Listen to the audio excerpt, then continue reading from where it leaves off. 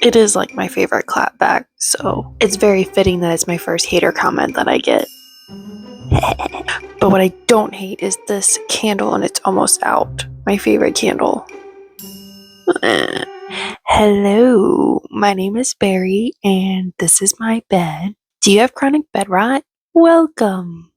As we embark on Gypsy Rose Blanchard Life After Lockup Season 2, Episode 7. 7. I want to start this video out by saying, this video is for entertainment purposes only. Strictly my opinion on the recap of Gypsy Rose Blanchard Life After Lockup. As I'm getting hater comments, and on TikTok, her fans are stitching my videos, so they're coming for me. Help! I don't want my account shut down. I really don't. I like my TikTok. I go live on there. We watch bootleg TV on my live. If you want to watch Gypsy Rose Blanchard Life After Lockup Season 2, come to my TikTok lives Monday through Thursday.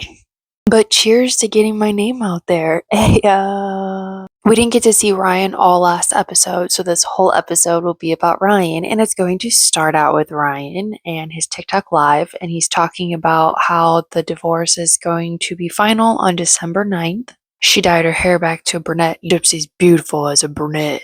Remember when she dyed her hair blonde to get Ken's attention? I wonder if she was doing that to get Ryan's attention here. He says divorce is hard and that he's still upset about the fact that, the last thing she said to him was, I love you, and then she walked out the door and I never got to see her again. Her family just scooped her up and then she's gone. And that's my wife. Yeah, I forgot in the last episode to mention that she dyed her hair brown again. It was like mid-episode. That's why there was that random cut to her with brown hair. And I was like, what the hell? And then mid-episode, she has brown hair for the baby shower, basically. Next, we're at the Blanchard home, and we see a UPS truck. They tried to blur it out, but it clearly says UPS, like they didn't do a very good job. And Christy's outside. She's like, oh, is that for me? Oh, Gypsy, it's your books. And they're in those same damn outfits again. Normally I would say like, oh, you just re-wore the shirt, you know what I mean? But they're wearing the exact same outfits on the same day. This is 3 episodes now. The first episode was when they went to the police station. Second episode that they were in these outfits was whenever they couldn't get the stroller together. And now here we are with her getting her books. She needs to sign like 2,000 signatures in 2,000 books or whatever. There's pictures, like inserts in the book. So they're looking at the pictures, and she mentions that it was a lot of work to get these pictures for the books. And Christy's like, oh, trust me, I know. They don't mention what hard work it was to get those pictures for the books. Didn't she call the police on Ryan to get them? Wasn't that a thing? Remember? Why'd you call the cops? It's just for I just want to get my pictures. Okay, I'll get you the pictures. Okay. I don't want to run them. They want me to wait out here? Wow, that's nice. Kitty monkey? Yeah, sure. She's looking at the books, and there's a voiceover of her talking about how for the last 9 years she feels like her story has been taken from her. Oh, it hasn't. It's just you change it so many times you can't remember what your goddamn story is. But now she has her whole story put into a book, so now she can just reference it there. That's her story. Can't change it anymore now, guys. If she has any questions, she'll just say reference the book. Her and Christy are talking about the book and how there are hard parts in it, and some chapters are harder to digest than others. And she said chapter 4 is particularly hard, and 4 is my favorite number, so I take joy in that. Back to the voiceover, Gypsy's talking about how in one of the chapters, Rod said he wanted to leave Dee Dee and get a divorce on his birthday, and they have that in common because she told Ryan she wanted to leave him, left Ryan on his birthday. I saw a content creator on TikTok one time talk about how she has a weird thing with dates, like the fact that she left Ryan and Rod left Dee Dee on the same date is a big deal to her. And there's a couple other examples, and I couldn't find the video so I could show you guys because I don't remember. I know that Aurora being born and the day she left prison was one of them, but I can't think of. There's stuff to do with her mom. I wonder if she does some of them on purpose. I'll speak on that in another episode because I have a theory. I think she pictures herself like as Rod, because in that scenario she is the Rod and Ryan's Dee Dee and Ken is Christy. Wait, so Rod's birthday is in March, the end of March, so he's an Aries? I love Aries men. That's a shame. She says she's read every line of this book 50 times over, and Christy's like, I'm proud of you for doing that because that takes a lot of courage. It's like a form of therapy. When people read this, they'll have a much better understanding. And Gypsy's like, I know, trauma really changes a person. She's like, especially trauma like that. Next, we see Gypsy. She's in a room talking to production and cameras about how she checked her TikTok messages and saw that Ryan had messaged her yesterday. I guess in the earlier episodes, like what was it, episode 2, when he texted her and she said she blocked him, it was just on the phone, not social media too. And she says this is the first time he's contacted her since the paternity test results. He sent, you look so good as a brunette. Miss your voice. You know I do. She didn't respond, so he sent another one at 8:30 at night. You still have my heart. I still only have eyes for you, Gypsy Rose. You really are the most beautiful woman in the world. Just being honest. Gypsy says that he's just in his feelers right now. I've been there myself, so I understand. And the divorce is final in 2 weeks, so he's probably going through a lot of emotions. Look at her being so understanding. She says she didn't block him and she didn't respond because when she responds, that gives him some sort of hope. So she didn't want to respond to him. Even blocking is a response, she says. She doesn't want him to think that she hates him or doesn't like him. But she said in episode 2, she blocked him just for texting. I thought he was doing so great. And then, he texted me. And then Ken asked what she did. And she says she blocked him. I mean, I assumed it was a lie that she did it, that she blocked him. She didn't really block him, and this confirms it for me.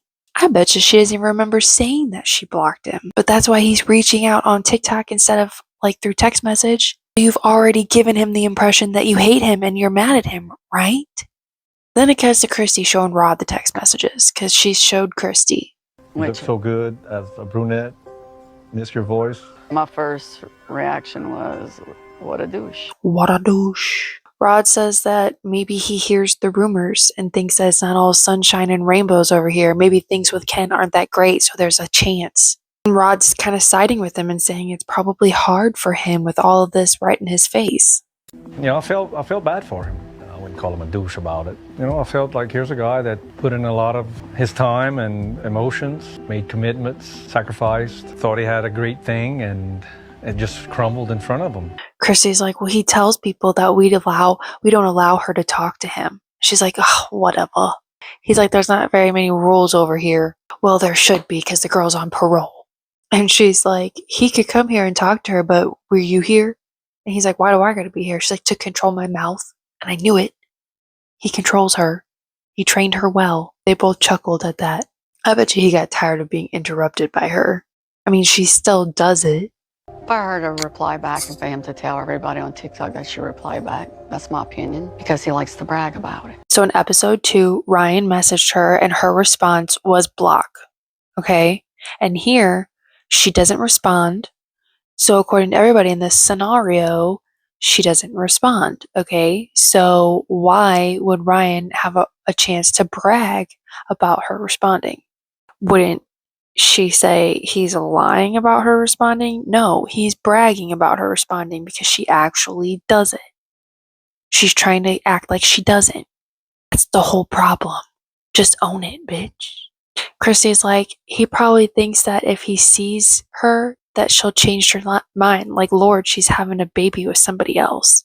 They all say that. They all think that Ryan thinks that if he sees her one more time, it'll just all change. I don't know why they think that.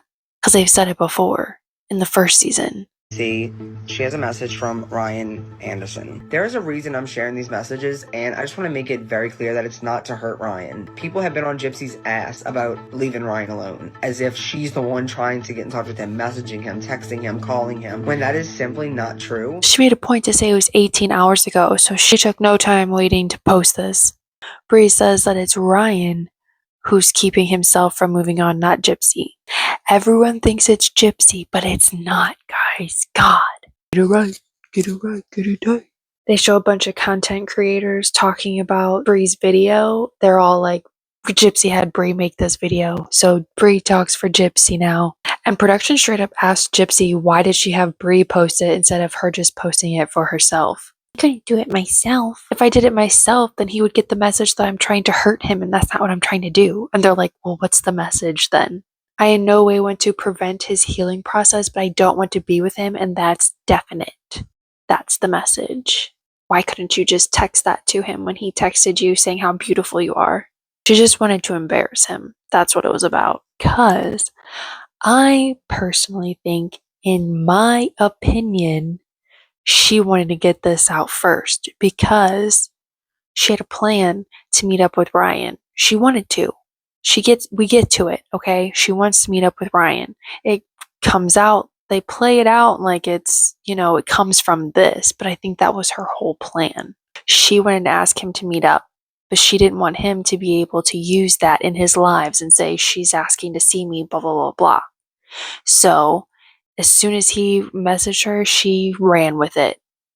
18 hours, and she's got Bree out there posting it, so that way he messaged her first. So she has an excuse to message him and see him. Gypsy plays the long game. It cuts to Ryan, and he's on his live apologizing to his fans for caving and messaging Gypsy. He's like, I'm going through a divorce, guys. It's hard. I had a weak moment. He said he was hurt that the messages were leaked because it was a private deal. He has messages that contradict her, he says. She still misses him. He's like, let's do a poll. Who thinks I should leak the messages or not leak the messages? Of course, everybody said leak the damn messages. Duh. And then he doesn't.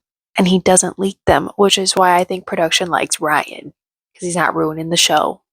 We'll get to it in another episode, though, not this one. Gypsy calls Bree, and Bree says that she's going through her comments on her video, all the ones that people are saying just block Ryan, and she's going in and saying, she did. And Gypsy's like, I did block him.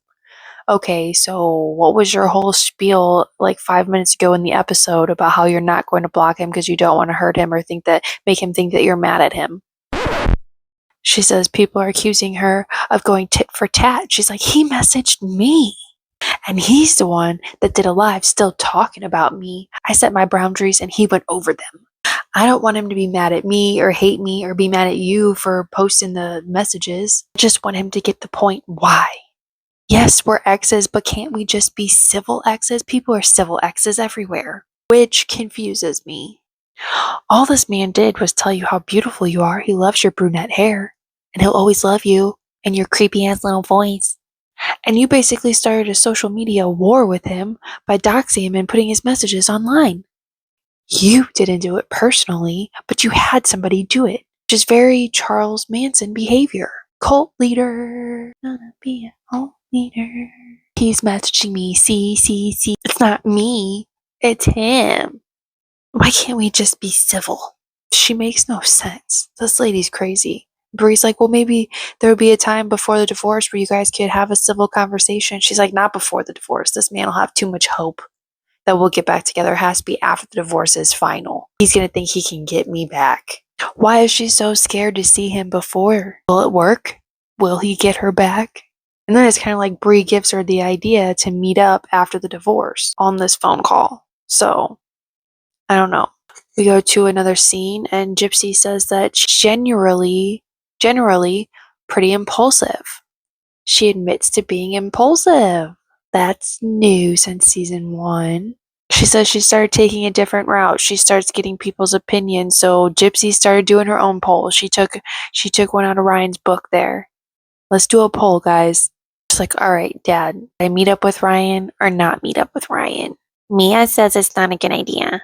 Christy apparently says she doesn't have an opinion. So she's sitting there trying to convince Rod that she should meet up with Ryan after the divorce. She goes on about how Ryan just needs closure. I didn't have closure with Ken, and that stuck with me for 5 years. She brings up the Bart about how he says she just said I love you and walked out the door and I never saw her again. He holds on to that. So Rod's like, I mean, you'd probably regret it later, so why don't you just go ahead and do it? You can't tell Gypsy no anyway. She's just going to sit there and try and convince you of what she wants to do so she can do it anyway. So next we see her getting her pole with Ken. They're talking about the divorce, and he mentions that he's ready for everybody to move on and past this so they can just move forward. He's said this a million times, he feels like. She's like, what's your comfortability level of me having a closure conversation with Ryan after court? He says, I don't know, and literally gets up. He ejects. He elopes the conversation and goes into the kitchen to start cooking. She goes, Looks like maybe it's not a great idea. She's like, by having a one and done convo, we can finally move on with our lives. Ken's like, I feel like you've already had these conversations over the phone, so it's just like reopening these wounds that have already been patched over, which makes sense. She's like, well, I talked to my therapist about it, and they think that they can really see how Ryan can't move on from the closure from our conversation that we last had. And she's like, it could give you closure too. I know you haven't probably thought about that. And he's like, yeah, you're right. Well, if you think this is good, then I'll have to agree with you. So her poll is in, and she wins. She gets to go and talk to Ryan after court. And she takes no time doing so. Right there in the kitchen, she sends out her message to Ryan. I'm to Ryan, asking him if he would be open to meeting up with me. I said, hello, Ryan. I was wondering if after court on Monday, would you be open to having a sit down face-to-face with me? So far, he hasn't responded, but the ball's in his court now. To production, Ken says that emotions are heightened in prison. It was basically a long-term relationship. She should have been able to get out and live her life and have that in-person time before realizing how serious marriage is and seeing if that's what she wanted. And after 3 months, she realized that connection isn't there, and that's why they separated. So it's kind of putting this on Ryan, like convincing her and forcing her to get married. Like she didn't have any choice to say no or some shit, which just gives me that that's Gypsy's narrative when she's talking about when she got married. She's a victim. Of course, she's the forever victim. We see Ken and Gypsy in the car. They're going to get a Christmas tree, and they see a house all decorated, and Ken's like, oh, do you want our house to look like that? She goes, no. He's like, why? She's like, nutcrackers. I don't like nutcrackers. He's like, why? She's like, they're weird. He's like, well, I like to get super festive. Christmas is my favorite holiday, and we're going to get crazy with it. Christmas time, Christmas time, Christmas. All right, well, I like to get super festive. Christmas is my favorite holiday, so we're gonna go crazy with it. It's Christmas time, it's Christmas time, it's Christmas time. She's like, I feel the same way I do about Christmas trees as I do flowers. And he's like, what? So we're going to get a cheap tree? She's like, under $20. He's like, that doesn't even exist. Your first time getting trees? Yeah, well, it's going to be like $100 minimum. And he goes, shakes his head and gets upset because she spends astronomical amounts of money and gets too many marshmallows and supplies for s'mores. $260 worth of lingerie at the sex shop. What was it, like $500 at Salon Centric? She's like, how are we going to get this tree back? Have we thought about that? And I don't think they'd thought about that at all. I also noticed that when they went to the pumpkin patch, she had her little rustic outfit that she felt so cute in. She took all her time to prep and plan it and get the boots and the shirt just right and everything. And here, Ken's dressed up nice. He's in his like little pullover shirt and some slacks and dress shoes, and she's in her pajamas with house shoes. You okay? She's in a mood. They're both wandering around looking for trees, not together. Also, they're separate.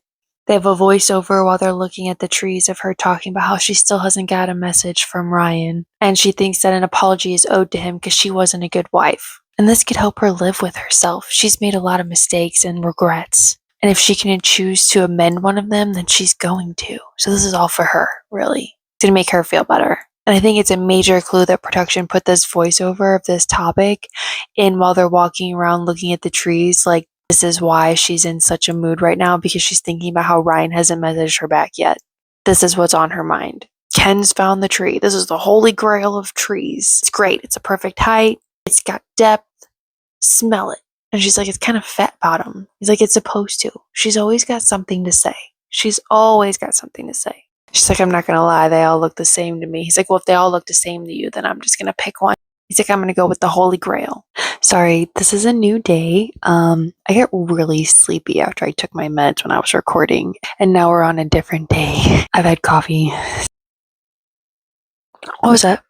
So they've picked out their tree. They're standing outside the tent, and he's like, Your mom never took you to buy a Christmas tree, did she? And she says, well, just a plastic one. He's like, well, this is your first real Christmas tree. He's like, this is Gypsy's first tree buying experience, and she wasn't too excited about it, but I am. I would have been fine with an artificial one. Just an artificial one that my parents gave me. Well, I'm not gonna let this Scrooge dampen my Christmas spirit.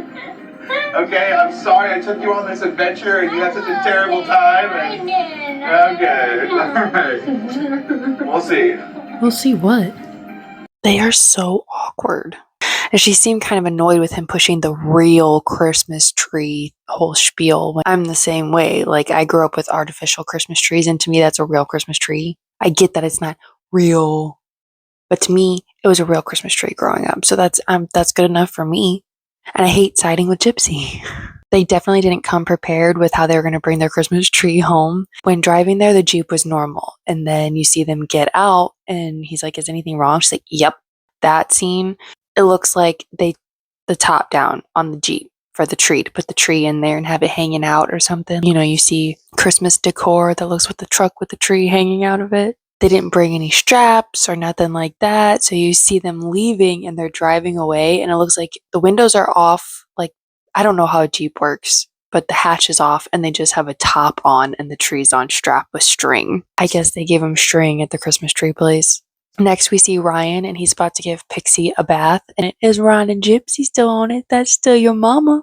And production is asking him about the messages that he sent to Gypsy. He's like, it was just a normal day. I saw the pictures of her at the baby shower, and I wasn't expecting a response. I was just, telling her she looked great. And then 2 days later, I find out that she's making a fool of me online, and Brie posted all my messages. I think production asked him if it embarrassed him, because he says, no, it didn't embarrass me, but they cut out the question. So he just says, no, it didn't embarrass me, but I know that I'm not going to tell her something sweet anymore, if that's what she's going to do.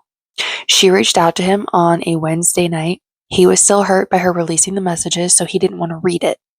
The next morning, she texts him on her number, and he didn't read it. And then she called immediately after. 7:30 in the morning, he was getting ready for school. And he didn't realize that it was her number because she changes her number. Okay, so let's dissect that for a second. All right. Episode 2, she blocked him. We've figured out that it was just texting. It was just his phone number that she blocked because he was messaging her on social media, on TikTok. She messaged him Wednesday night on TikTok. Then the next morning, I guess she unblocks his phone number, changes her number. Okay, so did she change her number since episode 2, or is she using like a secret text app or fake number? That way Ken can't see that she's trying to contact him, which makes no sense because she asked if she could contact him. So I guess she changed her number in that time frame. It's been a couple months. She continues to call throughout the day while he's at work, and he doesn't answer her. He doesn't read her messages. So she gets so frazzled, she texts his mom. So then his mom reached out to him like, this bitch is calling me. Can you please? So his mom tells him she's been wanting a one-on-one with him after the divorce. The divorce is on Monday. So she's really trying to get this out. She wants to know now. He goes, she's had all this time. Why that day? Because she doesn't want to give you hope, Ryan. Next, we see Gypsy. She's talking about how it's divorce day and she needs 2 witnesses. She's got Christy and Gigi, which is Christy's mom, going. And production asked her if she's heard from Ryan. They know. They already know. They've heard. They talked to Ryan. I don't know how to take that. I don't know whether or not to feel peace with it. So. And you too, right? You feel like there's something you would have gotten out of it. Yeah. To help you move on. Exactly. I would have had the chance to give him like a proper apology. She says that he would have gotten some comfort from a face-to-face. And they're like, well, you would too. You would have gotten something out of it to move on, wouldn't you? She's like, well, yeah, I would have been able to say I'm sorry in person. Giving him a proper apology. When earlier, when they were Christmas tree shopping in the voiceover, she said this would help her live with herself to amend one of her regrets. So this was all for her, really. And Ryan was right. He knows this. She wants to just wipe her hands clean of me that day. And he didn't give in because he knows this is for her, not for him. We see them driving in the car to court, so they've got a little bit of a drive. And they do a montage of Ryan and Gypsy's relationship and a voiceover of her talking about how she misses his humor. And divorce is hard. And in hindsight, it looks like I just said, I don't love you anymore. F you. I'm going to go get happy. That is exactly what you did, though. Not in hindsight. Like, that's what you did. You're just realizing it now. You treated him like he was keeping you from happiness and got all pissed off about it. She's like, we had a dog together, an apartment together, and a life together. Dog you abandoned in an apartment that he got for you so you could have a place when you got out of prison and you just left. You ungrateful wench. Rod's the one driving. She asks how far they are out, and Christy and Rod both at the same time go, Rod goes 30 minutes. Christy says 35. She's got a one-up Rod. That's where Gypsy's getting it from. She's picking it up from Christy. Part of me feels like that the whole drive down there, she still had a feeling that she might get to see Ryan. They get there and they say a prayer before they go in. No comment. So dramatic. Okay, I said no comment. They're walking in and some lady with her phone out like this trying to record them walking in. Cameras can't go into the courthouse, but apparently it was really quick. Judge asked Gypsy a couple questions. She answered them.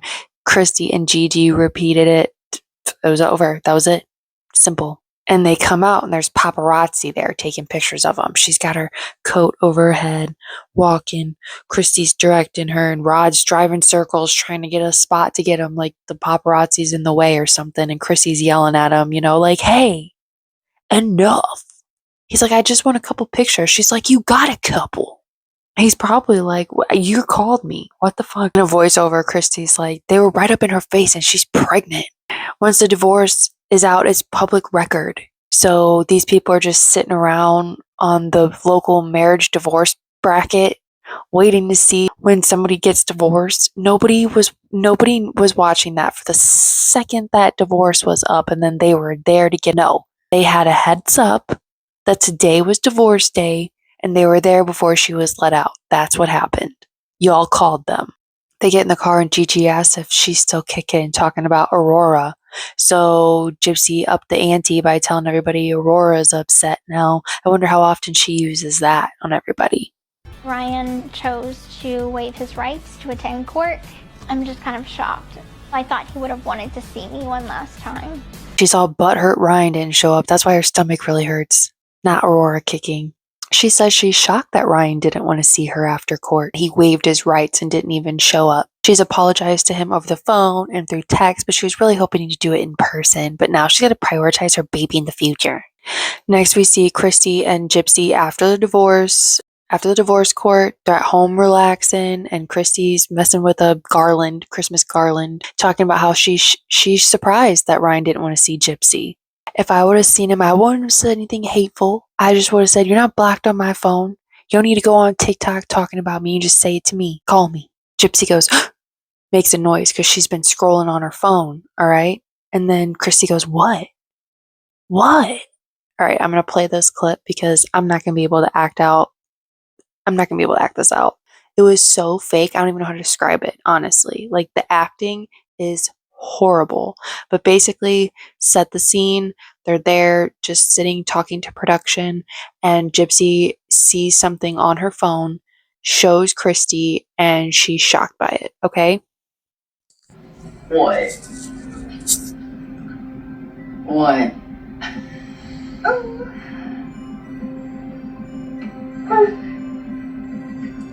It said Gypsy. Fake. That whole thing was fake. So she's reading a part of an article and she read it that fast. She's not a speed reader. I would never. No, Christy Blanchard. Christy. And then when Gypsy's talking, she's not talking to Christy like she's explaining this to Christy. She's talking to production. This is all just a show for the cameras in production. That's all it was. Gypsy Rose Blanchard says she didn't enjoy sex with Ryan Anderson. You didn't, though, Gypsy.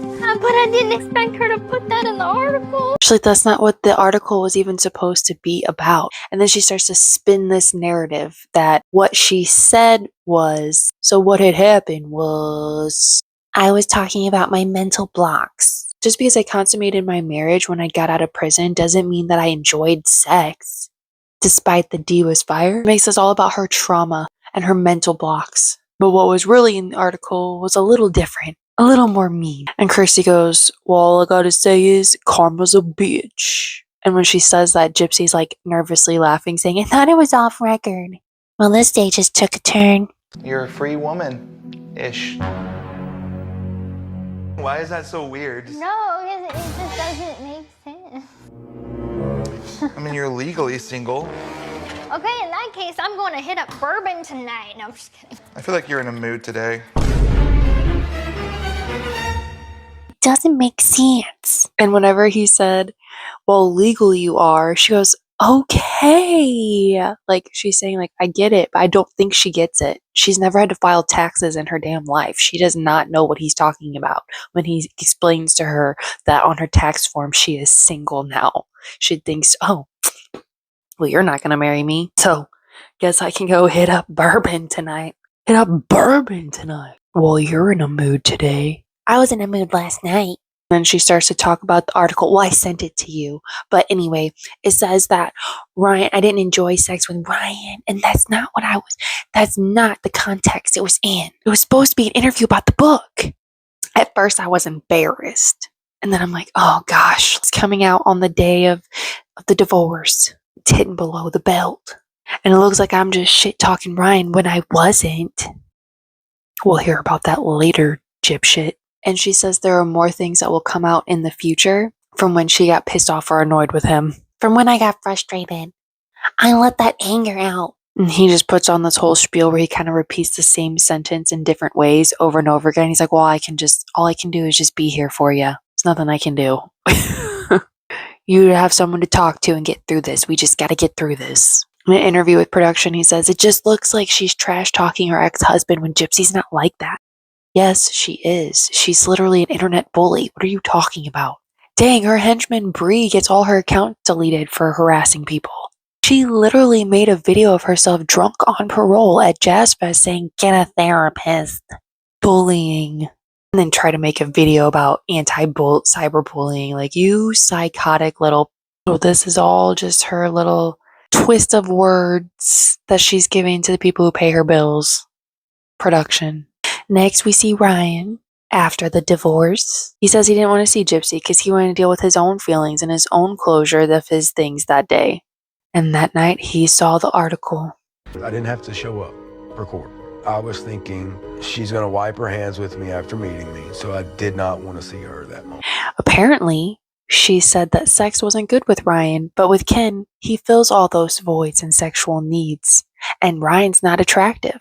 He's like, I know it's BS. I know Gypsy well enough to know it's BS, but she still said it, and she said it to hurt me. But what was her mental blocks? She just wasn't over those with Ryan, but now she is, and it has nothing to do with being physically attractive or not. She never said that. And she told him in one of those texts on Thursday that he wasn't reading that some things were going to come out, and she wanted to give him a heads up and apologize for it. So she knew this shit was going to come out. Her and Christy, that was a fake little scenario that they did, and she knew. She's apologizing now.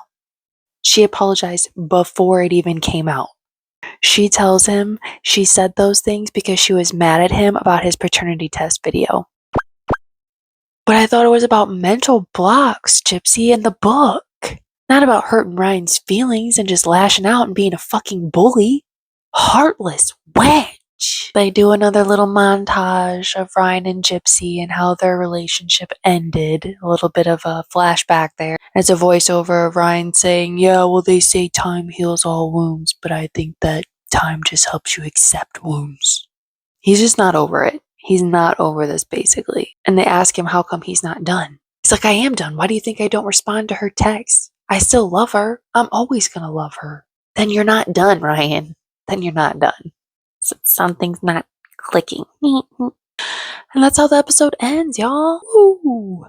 Getting down with the gyps. I want to say thank you guys for all the comments. You have all said that you want me to redo season 1, so that will be coming. We are going to take a palate cleanse after this, but I will get to it after a side venture. It's just one video, so it's not a big deal. Don't get your panties in a bunch. I just also want to say that I try to get to all the comments. Whenever I get a chance before work in the morning, I go through the comments and I like or comment back as much as I can. I really do. Sometimes I can't get to them all at once, and I do it in little spurts. It's a marathon, not a sprint. And I got a couple of comments from over the pond, UK and Scotland. Can you adopt me and my kids? Please take me. Anywho, never mind. You can say no. But y'all asked me what jambalaya and gumbo is. So, and I also learned that I was saying Arcadian Village when it's Acadian Village. Okay, I put an R in there, it's not there. And for a little lesson, I did not know that that's where most of the Canadians who were ejected out of Canada moved there, which is where you get Cajun and Creole, which is where you get jambalaya and gumbo. That's why Rod talks about culture down there, because they really are their own culture. They have such a heavy accent down in the bayou because they're French Americans that come from Canada, and they have the best food. Oh my God, I love Creole food, Cajun food. My favorite restaurant is Broadway Oyster Bar in St. Louis. I don't like the oysters, but I love everything else. Crawfish, mac and cheese. But my favorite is the lobster po' boy sandwich and crab cakes. They have the best crab cakes. They melt in your mouth. They're so moist. Anyway, I wanted to just read you the actual definition because I don't know how to explain jambalaya and gumbo. Jambalaya is a hearty one-pot rice dish that originated in Louisiana, blending Spanish, French, and West African culinary traditions. It features meat, vegetables, and rice cooked together in a flavorful stock. I grew up eating jambalaya, but from the box, not what they eat. They probably have some good jambalaya. Oh yeah. Oh, there it is. Gumbo is a stew that is popular among the U.S. Gulf Coast community, in the New Orleans stew variation being the official state cuisine of the U.S. Oh, that's official state cuisine for Louisiana. Gumbo consists primarily of strongly flavored stock, meat, or shellfish, a thickener, and the Creole holy trinity: celery, bell peppers, and onions, baby. A little American lesson for ya. My goal, I wrote it in my journal, that I'm going to try to do 2 videos a week. I'm going to try. I really, really am. Listen, I'm a single mom with 2 kids and I work. I'm doing the best that I can. Hold on for one more day.